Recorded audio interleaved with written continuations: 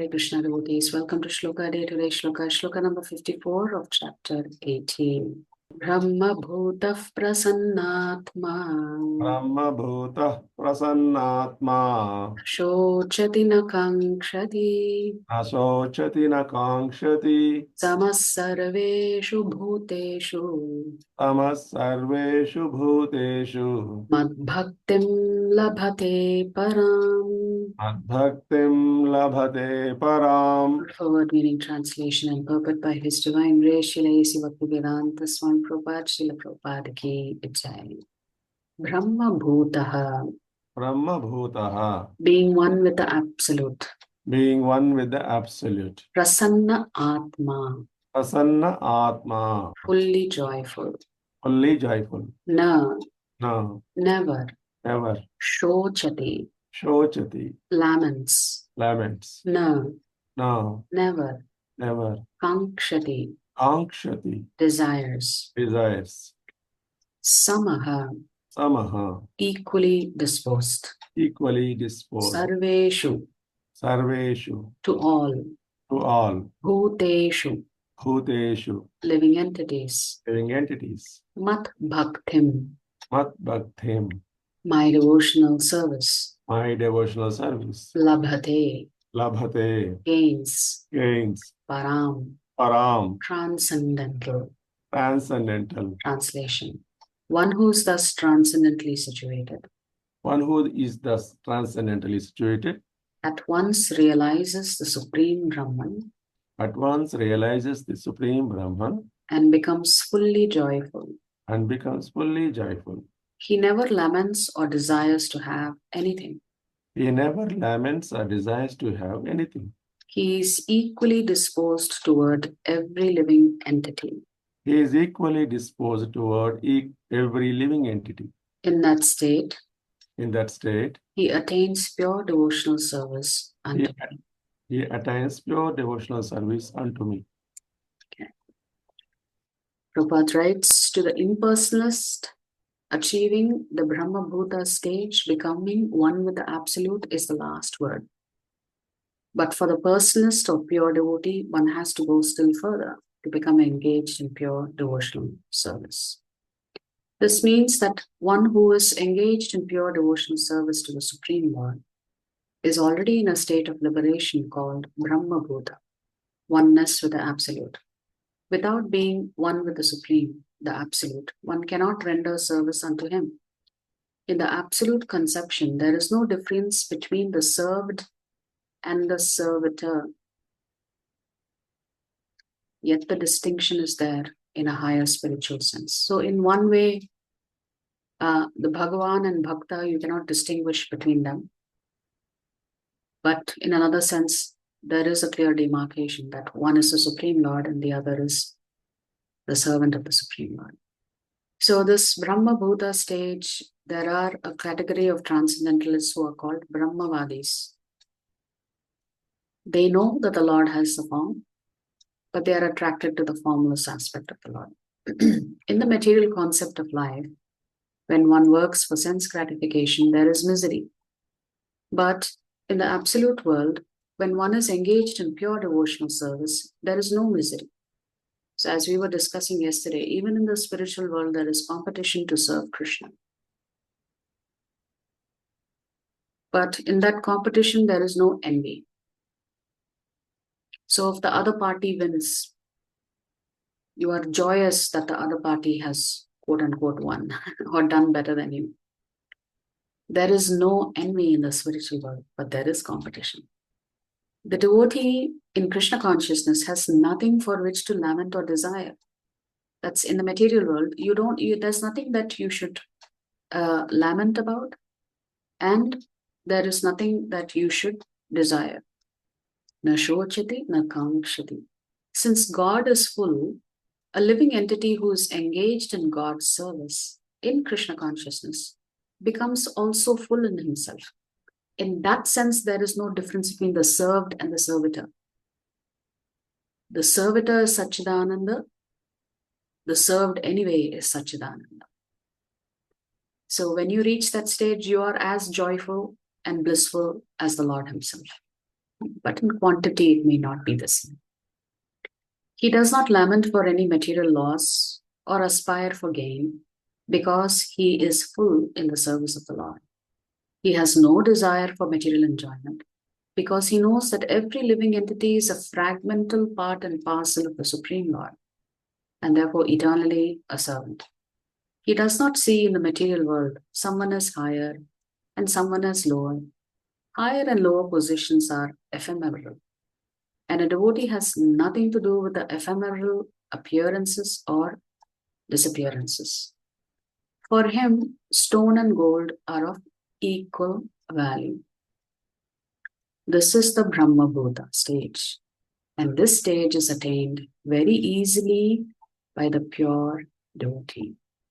In that stage of existence, the idea of becoming one with the Supreme Brahman and annihilating one's individuality becomes hellish.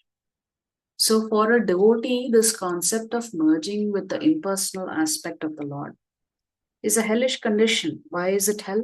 Because there's no service. Without service, how can there be love? How do you express your love towards someone unless you are serving them? Right? Service is the only way that one expresses love. Words are not sufficient to express one's love. Service is the best way to express one's love. Therefore, for a devotee, trying to become one with the Lord is actually a very hellish condition. So the idea of attaining the heavenly kingdom becomes phantasmagoria, meaning it's just an imaginary happiness. And the senses are like serpents whose poison teeth are broken. As there is no fear of a serpent with broken teeth, there is no fear from the senses when they are automatically controlled. The world is miserable for the materially infected person. But for a devotee, the entire world is as good as Vaikuntha, or the spiritual sky. Yesterday we were discussing, right? If at all we want to come and serve the Lord completely, what would be our motivation? Are we motivated by moving away from the unsavory aspects that we have to deal with in the world around us? But look at here what Prabhupada is saying. When you become fully joyful, for a devotee, the entire world is as good as Vaikuntha, or the spiritual sky. The highest personality in this material universe is no more significant than an ant for a devotee. Such a stage can be achieved by the mercy of Lord Chaitanya, who preached pure devotional service in this age. So it's a matter of your consciousness. Either your consciousness is telling you this is a disgusting place, I want to escape it, or your consciousness is telling you this is as good as Vaikuntha, I'm having so many opportunities to serve the Lord. There are so many devotees around me. Everybody is a servant of the Lord. So it all depends on your frame of reference and your consciousness. From another parampara, there is a nice pastime here. Shri Krishna concludes his description of the stage of perfection. The words Brahma Bhutaha means the state of Brahman realization. Situated in it, one is Prashantatma or Prasannatma, meaning serene and unaffected by turbid and painful experiences. Nashochati means one does not grieve nor feel any incompleteness. Nakankshati means one does not crave for any material thing to make one's happiness complete. Such a yogi sees all living beings with equal vision, realizing the substratum of Brahman in all of them. That means you see the Brahman in all jivatmas. In such a state, one is situated on the platform of realized knowledge. However, Sri Krishna concludes the verse with a twist. He says that in such a realized state of knowledge, one then attains para bhakti, divine love for God. The Jnanis are often fond of saying that bhakti is only to be done as an intermediate step toward Brahman realization. They claim that bhakti is for the purpose of purifying the heart, and at the end of the journey, only jnana remains. So this is the transcendental path that has a different philosophical outlook. Thus, they recommend that those who possess a strong intellect can ignore devotion and simply cultivate knowledge. But the above verse negates such a viewpoint. Sri Krishna states that having attained the highest realization of jnana, one develops para bhakti. So that is the next stage. Vedavyas has declared the same in Srimad Bhagavatam. Atma ramascha munayo nigrantha apyurukrame kurvantyahai tukim bhaktim ittham bhuta guno harihi. Even those who are Atma Ram, which is rejoicing in the self, established in self-knowledge and liberated from material bonds, such perfected souls desire to possess bhakti towards the Lord. The super excellent qualities of God are such that they attract even the liberated souls. There are many examples of renowned jnanis who had attained self-knowledge and were situated in the realization of the formless Brahman.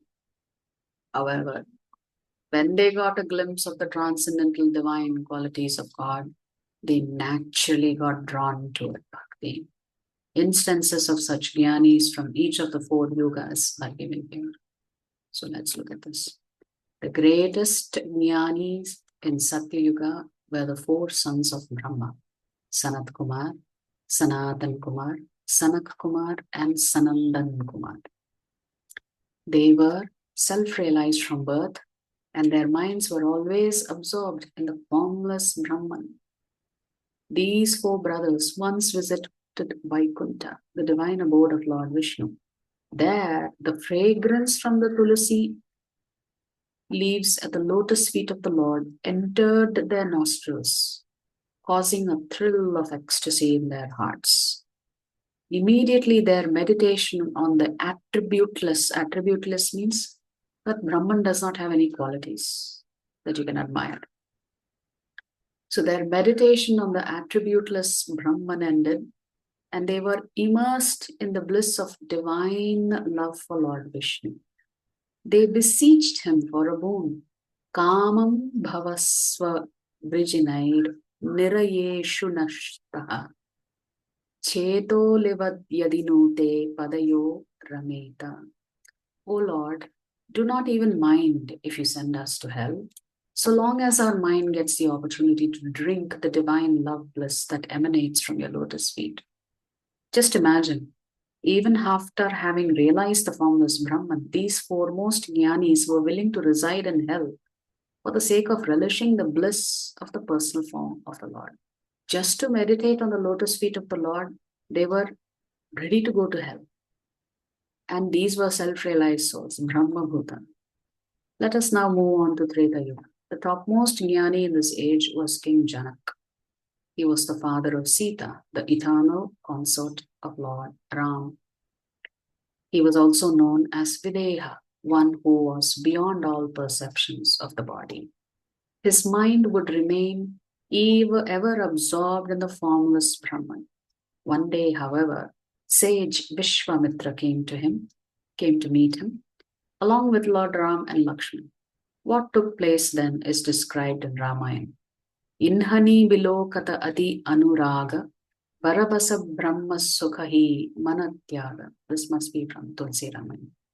On seeing Lord Ram, King Janak became detached from the bliss of the formless Brahman and deeply attached to the personal form of the Supreme Lord. In this manner, the greatest jnani of the age of Treta came to the path of Bhakti. The topmost jnani in the age of Dwapara was Shrukadev, the son of sage Vedavyas. The Puranas describe him as being so elevated that he remained in his mother's womb for 12 years, thinking that if he came into the world, the material energy Maya would overpower him. Finally, sage Narada came and spoke to him through his mother's ear, reassuring him that nothing would happen and he should emerge from the womb. Finally, he emerged, and by his yogic power, he expanded his body to that of a 12-year-old and renounced home to live in the forest. There he soon reached the highest state of samadhi. Years went by, and one day Vedavyasa's students were cutting wood in the forest. When they saw him in samadhi, they went back and told the sage about it. He told them to recite a verse in Shukadev's ears describing the beauty of the personal form of Lord Krishna. So this is actually a verse from the 10th canto of Srimad Bhagavatam that they already know about, and they recite that particular verse. Very famous verse. Prabhupada recites this or mentions this particular verse frequently. Baraha Pidam Natavaravapu Karnayo Karnikaram Bibradvasah Kanakakapisham Vaijayantim Chamalam Randhran Venur Adhara Sudaya Purayan Gopa Vrindaihi Vrindaranyam Swapadaramanam Pravishad Gita Kirtihi. Shri Krishna is adorned with a peacock feathered crown upon his head and exhibits his form as the greatest dancer. His ears are decorated with blue karnika flowers. His shawl is the color of brilliant gold. He wears a garland made of Vaijayanti beads. He fills the holes of his flute with the nectar from his lips. His praises are sung as he enters Vrindavan, surrounded by his cowherd friends, and the marks of his footprints beautify the earth. So when Shukadev hears this particular verse, he was meditating on the formless aspect of the Brahman. But when the verse entered his ears, suddenly the object of his meditation transformed into the enchanting form of Lord Krishna. He felt so deeply attracted to the bliss of the personal form of God that he left his samadhi and went back to his father Vedavyas. From him, he heard the Srimad Bhagavatam, which is full of the sweetness of Bhakti. Later on the banks of the Ganges, he related it to King Parikshit, grandson of Arjun. In this manner, the greatest jnani of the age of Dwapara got drawn to the path of Bhakti. Yeah. So from Sanat Kumaras to Janak Maharaj to Shukadev Goswami, in the three different yugas, all three were engrossed in worshipping the formless aspect of the Lord. Finally, we come to Shripada Adi Shankaracharya. In Kali Yuga, Jagadguru Shankaracharya is widely considered the greatest jnani of this age. He is widely acclaimed as the propagator of Advaitavada, non-dualism, in which he stated that there is only one entity in existence, which is the Nirguna, without qualities, Nirvishesha, without any attributes, Nirakar, without a form, Brahman. However, many people are unaware that from the age of 20 until he left his body at the age of 32, he wrote hundreds of verses in praise of Lord Krishna, Lord Ram, Lord Shiva, Mother Durga, etc. He also visited the four dhams, the centers of spirituality in the four corners of India, and worshipped deities of the personal forms of God in all of them. In Prabodh Sudhakar, he writes, and I will not read because these are very long shlokas, and I'm sure I'll make a mess of it. Those who perform righteous actions for the attainment of celestial abodes may do so. Those who desire liberation via the path of jnana or Ashtanga yoga may pursue that goal. As for me, I want nothing of these two paths. I wish only to engross myself in the nectar of Sri Krishna's lotus feet. I do not desire either worldly or heavenly pleasures, nor do I desire liberation.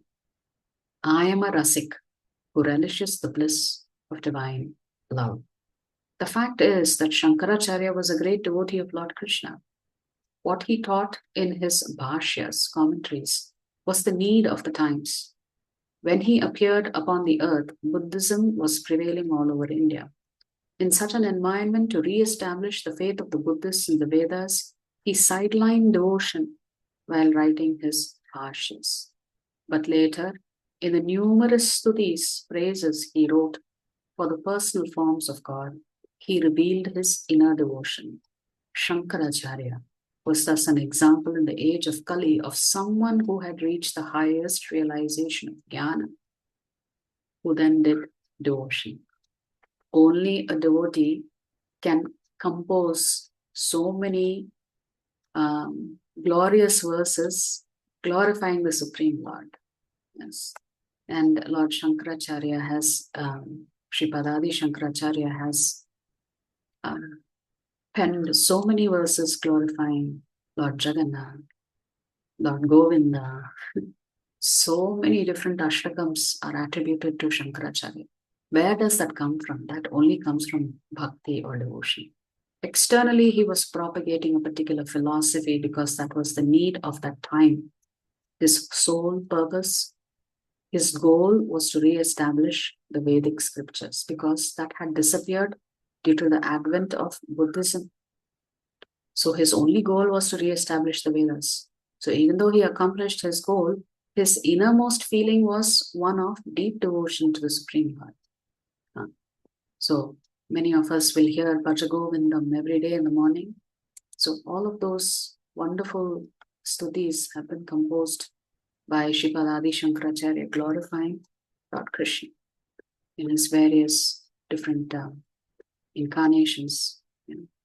So in this particular shloka, the Lord is saying, once you have achieved some of the qualities that we talked about yesterday, from shlokas 51 to 53, then the Lord says, surely after you reach the Brahman realization stage, the next stage is for you to perform bhakti, as it is described here, para bhakti, mad bhaktim labhate param, that transcendental nature of recognizing that you are my eternal servant and offering your selfless service to me.